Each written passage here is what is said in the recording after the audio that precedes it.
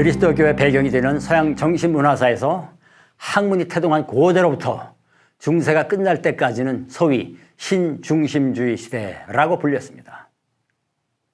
세계를 설명하려는 인간의 노력이 신화로부터 이성으로 전환하면서 시작한 학문의 역사에서 고대는 철학이 지배하고 중세는 종교가 지배했다고 하는데, 중세는 물론 고대도 만물의 근원을 탐구하는 형이상학이었으니 궁극적 근원으로서 신을 그렸기 때문이죠. 플라톤이 말하는 지구의 완전자와 지구의 선이나 아리스토텔레스가 말하는 부동의 원동자 모두 신을 가리켰으니 말입니다.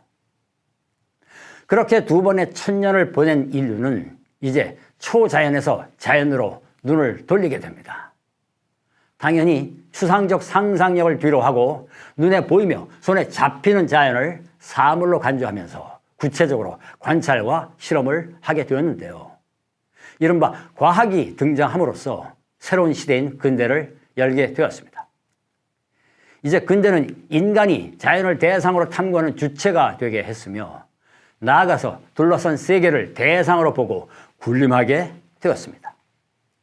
달리 말하면 인간에게 세계를 운영하는 주도권이 주어졌고, 바야흐로 고중세의 신중심주의에서부터 인간중심주의로 전환하게 되었는데요. 이제는 인간이 과학의 발전을 통하여 스스로를 구원할 수 있다고 기염을 토하게까지 되었었습니다.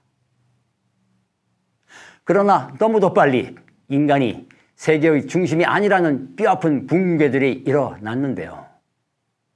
지구가 우주의 중심이라는 천동설에서 한갓 한 개의 별일 뿐이라고 하는 지동설로 전환이 근대 초기에 있었다면, 중기에는 만물의 영장이라던 인간에게 엄청난 충격을 준 진화론이 등장했습니다.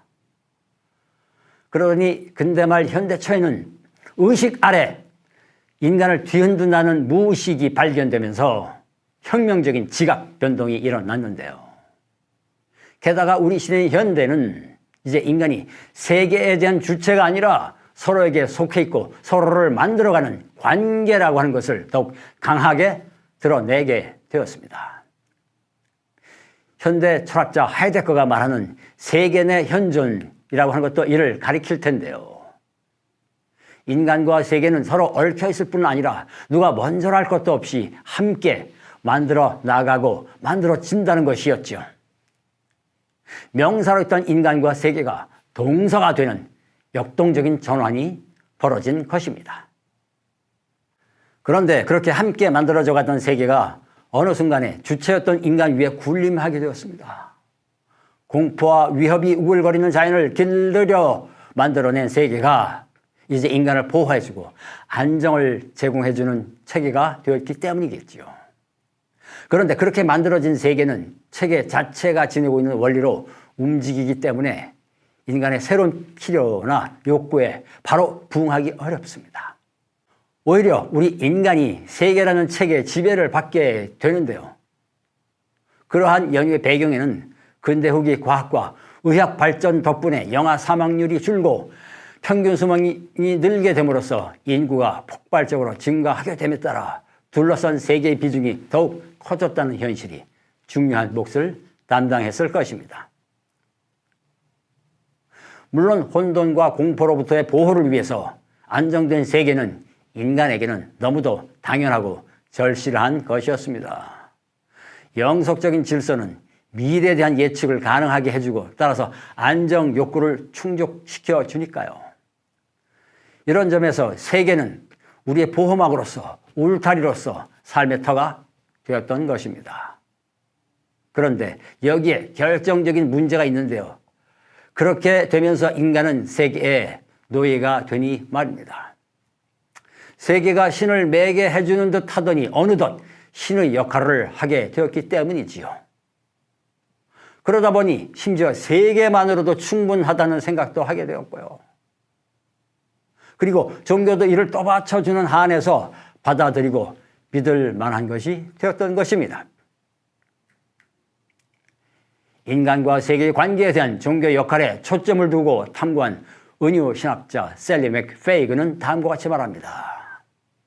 미완의 모습으로 태어난 우리 인간은 세계를 구축해 나가고 그 후 이 세계는 실제로서 우리와 맞서 객관화된다. 우리는 그러한 형성물이 우리의 것이라는 사실을 잊어버린다. 그것은 혼돈의 공포에 대한 보호책으로서 삶의 영속적인 질서를 제공하고 그 결과 우리에게 갇힌 것이 된다는 것이 부분적인 이유다. 하지만 우리가 만든 행성물을 객관적인 실제로 구체화함으로써 그 형성물은 변화에 대항하게 되고 우리는 우리 자신이 만든 것의 포로가 된다. 종교는 우리 사회적 형성물을 정당화하는 가장 강력한 세력 가운데 하나다. 우리의 불확실한 피조 세계를 궁극적 실제에 근거 짓기 때문이다. 은효신학에서 가지고 왔습니다. 조금 어렵게 들리지만 간단히 풀어봅시다. 자연은 스스로 그러하니 주어진 것이고 우리는 거기에 던져졌지만 인간은 주체로서 그러한 자연을 세계라는 대상으로 새기게 되었습니다. 그러다가 세계가 우리 삶을 꾸리는 테두리가 됨으로써 우리가 대상으로 새겨놓은 세계가 거꾸로 인간을 지배하는 역전이 일어났다는 것입니다. 게다가 종교가 오히려 이를 부추긴다는 것입니다. 그렇게 되는 실마리가 종교 안에 있으니 그저 인간에게 자연적인 터전인 세계일 뿐이었었는데 창조 신앙을 통해서 그러한 자연세계가 하나님에게서 비롯된 것이니 그 안에서 지배를 받는 것이 당연하다고 착각하기 때문이라는 것인데요. 그러다 보니 종교인은 창조주를 신앙하는 것의 연장선상에서 세계에 의존하게 된다는 것입니다. 그렇게 되면서 인간은 세계의 포로가 될 뿐 아니라 종교도 노예가 될 텐데요. 여기서 문제는 세계와 종교가 한 통 속으로 굴러가면서 종교의 본뜻, 즉 이 세계가 전부가 아니고 우리 삶이 우리가 알고 있는 것만으로 이루어져 있지 않다는 것을 잊어버리게 만든다는 점입니다. 그러면서도 그것만을 붙잡도록 몰아가니 우리는 세계의 포로가 된다는 것이죠. 말하자면 종교가 세계를 정당화할 뿐 아니라 심지어 신격화하는 오류를 부추기기도 한다는 것입니다.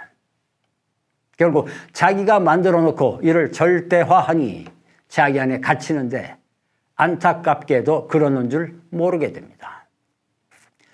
이처럼 종교가 오히려 왜곡을 자아내고 있으니 들추고 되돌아보아야 할 절박한 이유가 아닐까 합니다. 감사합니다.